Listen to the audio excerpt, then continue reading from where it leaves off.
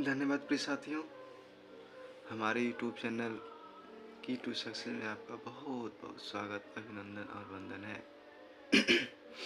आशा करते हैं आप लोग स्वस्थ होंगे, मस्त होंगे, तंदुरुस्त होंगे। तो आइए चलते हैं क्लास 7 के आर एस अग्रवाल का चैप्टर नंबर 14 को सॉल्व करने के लिए। और इसके पहले भी आप लोगों ने बहुत अच्छा प्यार दुलार दिया, आप लोगों ने अच्छा से वाचिंग किया होगा, अच्छा से पढ़ा होगा और हमें उम्मीद है कि आपको ज़रूर कुछ न कुछ सीखने के लिए मिला होगा।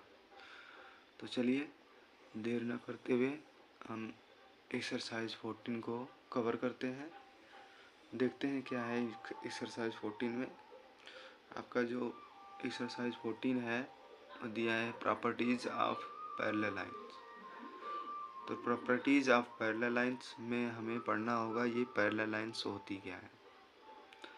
पैरेलल लाइंस का मतलब होता है यदि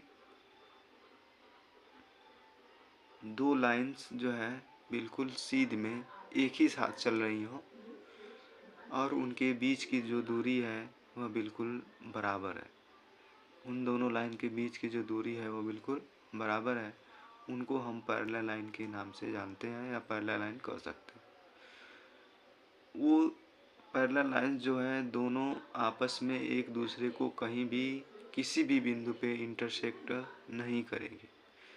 पैरेलल लाइन का मतलब एक रेखा खींच दीजिए और उसके उतनी दूरी पे दूसरी रेखा खींच दीजिए और दोनों को बढ़ाते जाइए। तो ये दोनों लाइंस जो है आपस में किसी भी बिंदु पे एक दूसरे को इंटरसेक्ट नहीं करेंगे, यानी एक दूसरे के साथ नहीं मिलेंगे। इसी तरह से हम इसको पैरेलल लाइन के नाम से जानते हैं। इनके बीच की सभी जगह दूरियां बिल्कुल क्या होती हैं, सेम होती हैं पैरेलल लाइंस में। एंड पैरेलल लाइंस को यदि कोई तीसरी रेखा क्रॉस कर रही हो दूसरी साइड से तो हम उसको ट्रांसवर्जल लाइन बोलते हैं। ये ट्रांसवर्जल लाइन होती है जो दोनों रेखाओं को किसी दो बिंदु पे डिवाइड करे, काटे या बिसेक्ट करे, उनको हम ट्रांसवर्जल लाइन के नाम से जान सकते हैं। जैसे अब हम फिगर नहीं बना रहे हैं, आप इसी फिगर के माध्यम से समझ सकते हैं जो आपकी बुक में फिगर दिया हुआ है। जैसे दो पैरेलल लाइंस खींची गई है यल और यम, ओके। यल और यम को तीसरी लाइन जो है इंटरसेक्ट कर रही है दो बिंदुओं पे, इसका नाम है टी। यल और यम को जो है ये ट्रांसवर्जल लाइन टी जो है क्रॉस कर रही है, मीट कर रही है। इसी लाइन को हम ट्रांसवर्जल लाइन बोलेंगे जो दूसरी लाइन को क्रॉस करे। तो ये line which intersect two or more lines at distant points is called a transversal line। कोई दो या दो से ज़्यादा लाइन को यदि कोई तीसरी लाइन इंटरसेक्ट करती है, काटती है, उस लाइन को हम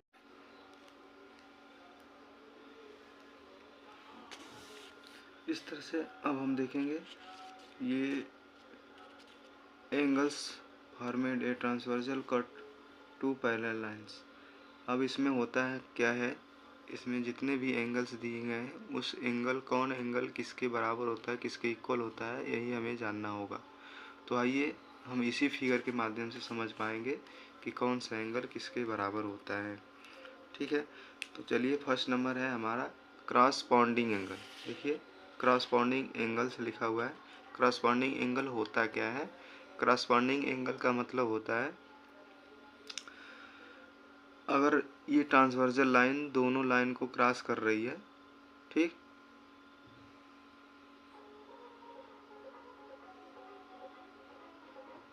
तो इस ट्रांसवर्जल लाइन के एक साइड में एक कोण ऊपर एक्सटीरियर और एक कोण इंटीरियर, एक कोण एक्सटीरियर और एक कोण इंटीरियर। एक्सटीरियर का मतलब ये जो लाइन जा रही है इसके बाहर जैसा दिख रहा है और ये अंदर जैसा दिख रहा है, तो ये कोण 1 जो है कोण 5 के जो है इक्वल, ये दोनों क्रॉसपॉन्डिंग एंगल होंगे और क्रॉसपॉन्डिंग एंगल दोनों आपस में बराबर होते हैं। ठीक, तो कोण 1 जो है कोण 5 के बराबर है। उसी तरह से इसके इस साइड अगर देखा जाए लेफ्ट साइड, तो कोण 2 जो है कोण 6 के बराबर है। ओके, इस तरह से एक बाहर एक अंदर, उस तरह से यहाँ भी ले सकते हैं। जो कोण 8 है वह कोण 4 के बराबर है। जो कोण 8 है वह कोण एंगल 4 के बराबर है, क्योंकि एंगल्स जो है 8 है वह बाहर की तरफ है, एंगल 4 जो है वो अंदर की तरफ है। उस तरह से यहाँ भी ले सकते हैं। एंगल जो 2 है वह एंगल 6 के बराबर है, एंगल 2 एंगल 6 के बराबर है। उस तरह से एंगल 7 जो है एंगल 3 के बराबर है ना। तो ये चारों जो है आपके क्या हो गए, क्रॉसपॉन्डिंग एंगल है। क्रॉसपॉन्डिंग एंगल का मतलब आप समझ जाइएगा कि उसके लाइन के ट्रांसवर्जल लाइन के एक ही साइड जो एंगल बनते हैं, और वो भी एक एक्सटीरियर और एक इंटीरियर। एक्सटीरियर का मतलब ये देखिए बाहर की तरफ यानी खुला हुआ एरिया में है, और ये दोनों लाइन से बंद हुआ है ये वाला एंगल 5 वाला। तो 1 5 के इक्वल है, और 4 8 के इक्वल है, 2 6 के इक्वल है, उसी तरह से 3 7 के इक्वल है। ये चारों जो है क्या हो गए, इसके क्रॉसपॉन्डिंग एंगल हो गए, एंगल 1 5 2 6 3 7 और 4 8। ओके, इस तरह से सेकेंड नंबर होता है हमारा अल्टरनेट एंगल।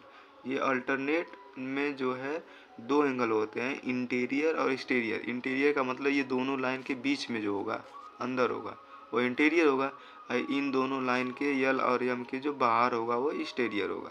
अल्टरनेट का मतलब होता है, इसमें आपने सीखा है क्रॉसपॉन्डिंग में, यह ट्रांसवर्जल लाइन की एक ही साइड रहता है, लेकिन अल्टरनेट में क्या होगा, एक इधर होगा तो एक दूसरी साइड होगा, एक राइट तो एक लेफ्ट, दूसरी साइड होता है, वो भी अलग अलग होता है। ठीक, तो अल्टरनेट इंटीरियर का मतलब होता है, जैसे यहाँ पे ये लाइन आपकी यल है, ये यम है, यम और यल को ये ट्रांसवर्जल लाइन दो बिंदु पे काट रही है, तो जो 3 है वह 5 के बराबर होगा। देखिए ये 5 यहाँ पे इंटीरियर है, ये भी इंटीरियर है, लेकिन यह लाइन की राइट लेफ्ट साइड है, या लाइन की राइट साइड है, तो एक लेफ्ट होगा और एक राइट होगा।